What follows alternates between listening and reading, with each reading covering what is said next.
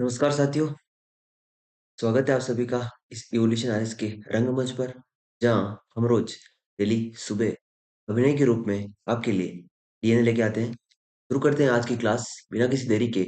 और बता दूं आपको कि ये आरएस के अभ्यर्थियों के लिए भी और साथ ही वनडे एग्जाम देने वाले अभ्यर्थियों के लिए भी क्लास बहुत ही महत्वपूर्ण है। इस क्लास को देखना ना भूलें और साथ ही इस चैनल को सब्सक्राइब कर दें ताकि आपको अपडेट मिलता रहे। शुरू करते हैं आज की क्लास। स्वास्थ्य सुरक्षा में राजस्थान अव्वल। राजस्थान स्वास्थ्य सुरक्षा में बेहतर काम कर रहा है। तो चिरंजीवी जो स्वास्थ्य बीमा योजना है वो राज्य सरकार के लिए एक रामबाण के रूप में निकल कर आई है। कैसे कि राजस्थान स्वास्थ्य बीमा कवरेज में प्रथम स्थान प्राप्त किया है इस बार पूरी कंट्री में, तो वो इस योजना के माध्यम से किया है। साथ ही प्रदेश की जो 88% जनसंख्या है वो इस बीमा कवरेज के तहत कवर कर रही है।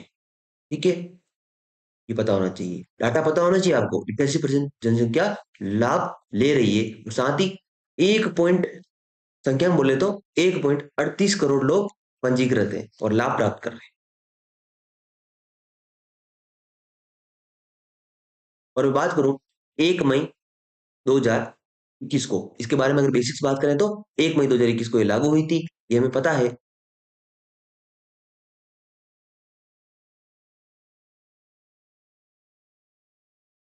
और अगर जो नवाचार हुए हैं इसके संदर्भ में, हाल फिलहाल में इस बजट 2023-24 में चिरंजीवी स्वास्थ्य बीमा योजना है, उसके संदर्भ में जो नवाचार हुए, चेंजेस हुए, वो क्या है? तो 10 लाख रुपए का बीमा तो था जो अब 25 लाख रुपए कर दिया है। और साथ ही जो एनएफएस है और जो सोशो इकोनॉमिक कास्ट सेंसस है, उसके साथ साथ जो ईडब्ल्यूएस है, इकोनॉमिक वीकर सेक्शन, इसको भी जोड़ दिया गया है अब। फ्री फ्री बीमा इनके लिए फ्री है, मतलब इनको जो वार्षिक रूप से 850 रुपये देने प्रीमियम देना पड़ता था ईयरली, वो इनको नहीं देना। इनको छोड़कर जो भी वर्ग होगा उनको देना पड़ेगा। लेकिन इसमें और भी कुछ वर्ग हैं, जैसे सरकारी है, सेवक भी हैं जो पेंशन का लाभ नहीं उठा रहे हैं, और भी वर्ग हैं, लेकिन अभी उनकी बात नहीं करते। लेकिन फिलहाल ये है मुख्य रूप से जो पूछा जाता है। एनएफएस है, सोशो इकोनॉमिक कास्ट सेंसस के लाभार्थी है, और इकोनॉमिक वीकर सेक्शन है, इनको छूट है इसमें। बाकी को 850 रुपये प्रीमियम देना है, ये हमें पता होना चाहिए।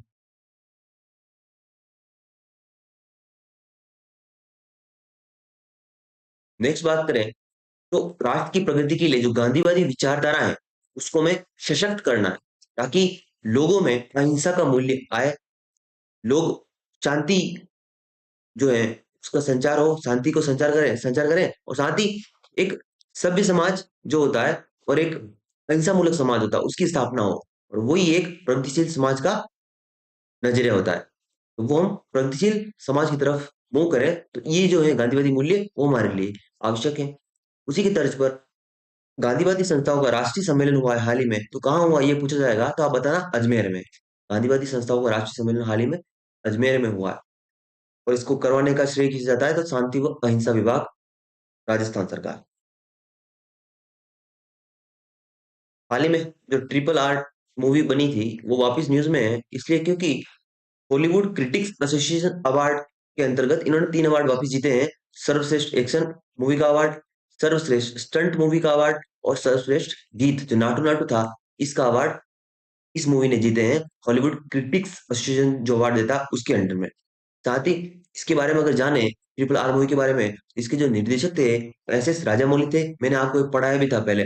और इसके जो एक्टर थे रामचरण, फेमस एक्टर है आप जानते ही हैं। और एनटीआर जो है, रामाराव, एनटीआर जूनियर जो है वो भी इसमें एक्टर थे। और ऑस्कर 2023 के लिए नॉमिनेशन भी हुआ था इसका। और नॉट आउट सॉन्ग को तो गोल्डन ग्लोब अवार्ड 2023 भी मिल चुका है। ये बात है, बेसिक्स है। साथ ही बात करें, ये बुक जो कितने गाजी आए कितने गए हैं, ये बुक है केजी एस ढिल्लो की। केजीएस ढिल्लो की ये बुक है। और इन्होंने जब पुलवामा अटैक हुआ था उसके लगभग 10 दिन बाद, जो हुआ 14 फरवरी को 2019 को जो आतंकी हमला हुआ था, उसके 10 दिन बाद आतंकी हमला और होने वाला था, इस बुक में उन्होंने जिक्र किया है इसका। ये पता होना चाहिए कितने गाजी आए कितने गाजी गए। केजीएस ढिल्लो की बुक है, और ये पुलवामा घटना से संबंधित है। ये बताना थोड़ा सा, उसमें घटना का संदर्भ लिया उन्होंने। केरल पहला राज्य बन गया है जो मैनुअल स्क्वेंजिंग यानी हाथ से मेलाटोने, हाथ से मेलाडोना मेलाडोने वाली समस्या जो थी, उस समस्या से निजात पा लिया है केरल राज्य सरकार ने। केरल ने पहला राज्य का रोबोट बना लिया ऐसा, जो सीवेज की सफाई करेगा। यानी हमने लोगों को इस समस्या से निजात दिलवा दिया। ये काम पहली बार किसने किया? तो केरल राज्य ने किया है। देश में सीवेज को रोबोट की मदद से साफ करवाने वाला केरल पहला राज्य बन गया है।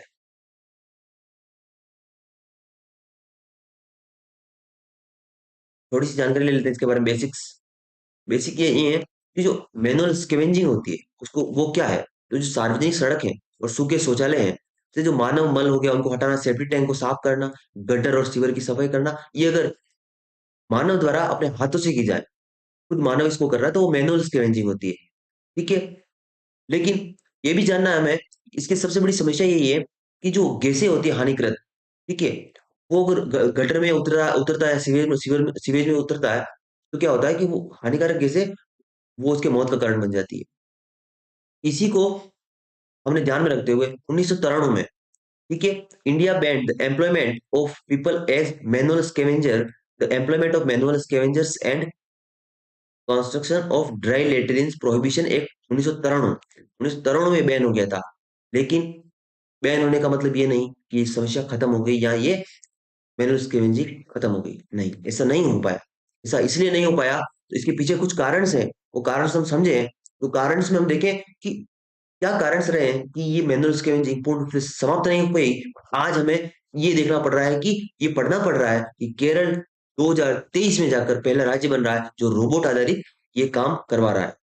तो ये नवाचार अब क्यों हो रहे हैं, पहले क्यों नहीं हुए? तो अभी भी हो रहे हैं, तो कुछ राज्यों में ही हो रहे हैं, कुछ राज्यों के इंस्टीट्यूट हो रहे हैं। तो ये समस्या क्या है, इसके कारण क्या है? तो कारण मुख्य रूप से देखें तो ये है कि हमारा समाज जाति आधारित समाज है, कास्ट बेसिस समाज है। तो वहां पर जो एक निम्न वर्ग का, जो निम्न तबका जो है, हम कह सकते हैं सोसाइटी का, जो इस सफाई का काम करता है, वो एक कम्युनिटी है, फिक्स कम्युनिटी है।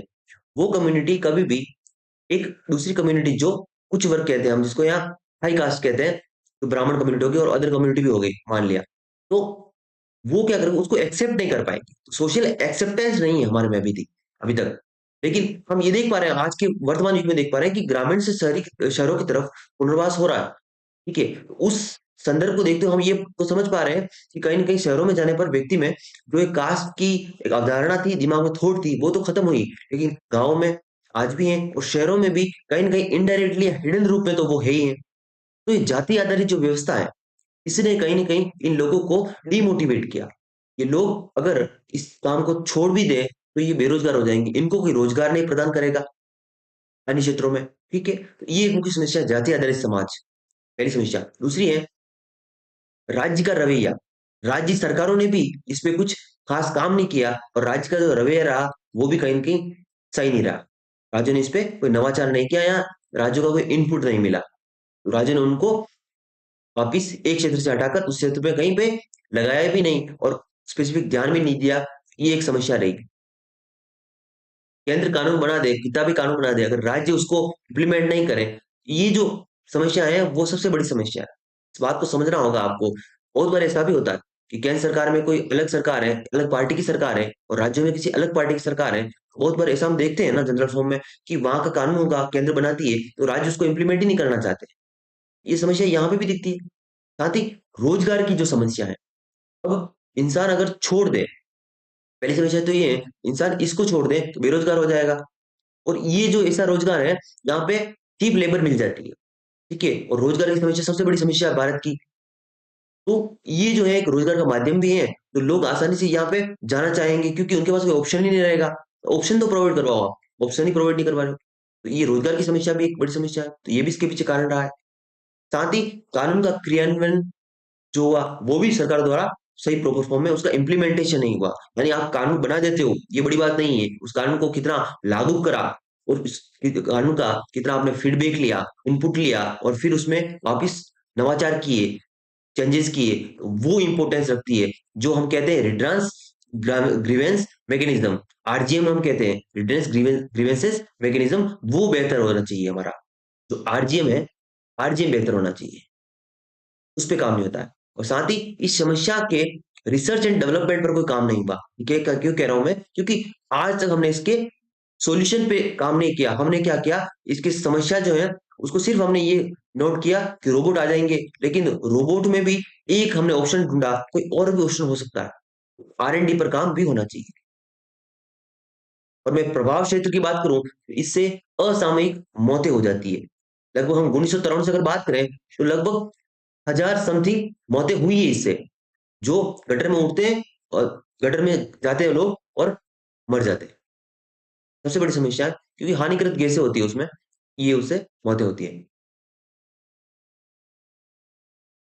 नेक्स्ट चीज की तरफ मूव करें तो नेक्स्ट चीज है जो बर्ड फ्लू है। तो WHO ने हाल ही में एक घटना हुई तो उससे एक अवेयरनेस प्रोग्राम चलाया है कि इंसानों में भी ये बर्ड फ्लू फैल रहा है।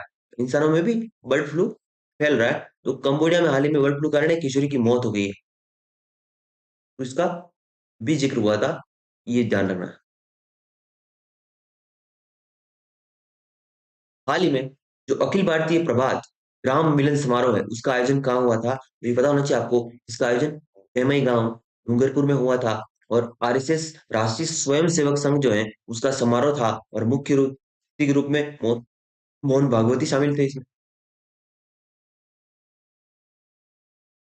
जो खातीपुरा रेलवे स्टेशन है जयपुर में, ये राजस्थान का पहला सैटेलाइट स्टेशन है। ये इसका बेसिक्स है, लेकिन वर्तमान में स्थिति ये है कि यहाँ पर कोई सुरक्षा के लिए इंतजाम नहीं है, और थोड़ी सी समस्या आ रही है, चौकी थाना भी नहीं है यहाँ पर। राजस्थान का पहला सैटेलाइट स्टेशन कौन सा है? Khatipura railway station, Jaipur. हाल ही में कला दर्शन और आर्ट शिविर का आयोजन कहाँ हो रहा है? तो देखिए, राष्ट्रीय संस्कृति जो महोत्सव है उसका आयोजन कहाँ हो रहा है, मैंने बताया करणी सिंह स्टेडियम बीकानेर में हो रहा है। ये 9 दिवसीय आयोजन होगा। 26 फरवरी 2023 से इसकी शुरुआत हुई है। और इसका जो आयोजन है संस्कृति मंत्रालय भारत सरकार द्वारा किया जा रहा है। साथ ही में पता होना चाहिए इसका जो उद्घाटन है वो राज्यपाल कलराज मिश्र और श्री अर्जुन राम मेघवाल संस्कृति और संसदीय राज्य मंत्री ने किया। अब यहाँ पे थोड़ा सा हम बेसिक्स देखें तो बेसिक ये देखें कि राजस्थान से कौन कौन से केंद्र में मंत्री हैं।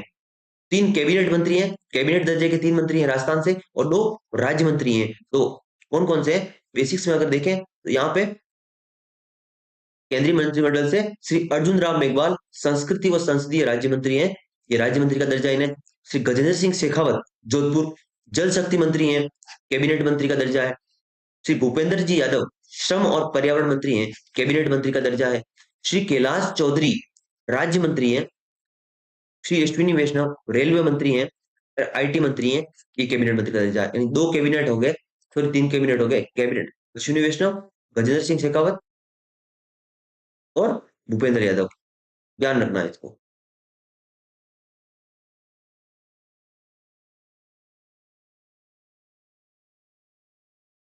ईस्टर्न राजस्थान जो कैनाल प्रोजेक्ट है वो बहुत टाइम से न्यूज में है, क्योंकि वहां पे कहीं ना कहीं सबसे बड़ा इश्यू है जो है होता है हमारे, वो ये है कि फाइनेंशियल इश्यू है। और कैंसर का इसमें अभी अभी फिलहाल तो सहयोग नहीं कर रहा है, तो राज्य खुद अपना इनिशिएट ले रहा है। तो इसके संदर्भ में जो नवनेरा बैराज है उसका 3/4 काम पूरा हो चुका है, और इसरदा बांध का लगभग 40% काम पूरा हो चुका है।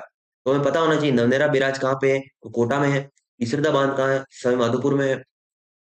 इसके जो ERCP का जो पानी का रूट रहेगा वो नवनेरा बैराज कोटा, चाकनू बांध बूंदी, चाकण बांध बूंदी, कुम्हारिया बांध टोंक, गलवा बांध टोंक, और फिर इसरदा बांध सवाई माधोपुर, फिर बिशनपुर बांध टोंक। ये एक पानी का रूट रहेगा, ठीक है। लेकिन साथ ही हम बात करें कि ERCP प्रोजेक्ट के तहत कुल 13 जिले शामिल है। झालावाड़, बारां, कोटा, बूंदी, बूंदी, सवाईमाधोपुर, अजमेर, टोंक, करौली, दौसा, जयपुर, अलवर, भरतपुर और धौलपुर। ये भी पता होना चाहिए जो राजस्थान के पूर्वी जिले हैं वो सब शामिल है। और पहले चरण में जो ये योजना लागू की जा रही है उसमें पहले चरण में मुख्य रूप से 7 जिले शामिल होंगे: कोटा, बूंदी, टोंक, सवाई माधोपुर, दौसा, जयपुर और अजमेर। और हाल में हमने ये भी पढ़ा था कि सबसे बड़ी जो समस्या है अभी सुप्रीम कोर्ट में चैलेंज कर रखा है MP ने और राजस्थान के बीच में, जो एक पानी को लेकर कितनी पानी की कितनी मात्रा हम यूज कर पाएंगे, और वो समस्या आ रही है। ठीक है, कितना बैरल यूनिट हम यूज कर पाएंगे, तो वो एक कोर्ट में मामला चल रहा है, उसका भी समाधान आ जाएगा, उसमें हम डिस्कस कर लेंगे थोड़ा सा। और अभी ये ध्यान रखना है।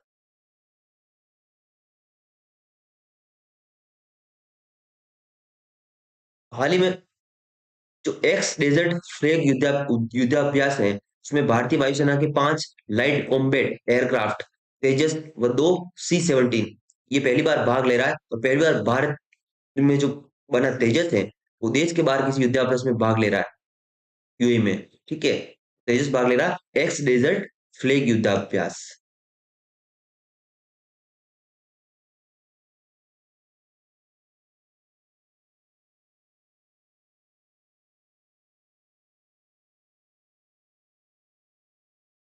कहाँ हो रहा है?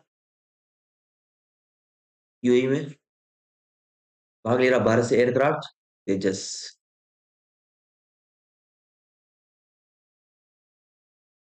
और C-17। नेक्स्ट इसकी तरफ बात जब मूव करते हैं तो हाल ही में जो युवा व खेल राज्य मंत्री अशोक चांदना, पता होना चाहिए अशोक चांदना। मैंने आपको इनकी कॉन्स्टिट्यूशन भी बताई थी। कहाँ से हैं ये? हिंडोली बूंदी से हैं, एमएलए हैं। और साथ ही जो ग्रामीण विकास और पंचायती राज राज्य मंत्री हैं राजेंद्र जी गुड़ा, इन्होंने जो मिनल मिनल डिफेंस एकेडमी है, मिनल डिफेंस एकेडमी कावट सीकर में, याद रखना सीकर, सीकर को याद रखना, भूलना नहीं है। सीकर में राज्य स्तरीय जूनियर पुरुष व महिला कुश्ती प्रतियोगिता का शुभारंभ किया गया। राज्य स्तरीय जूनियर पुरुष और महिला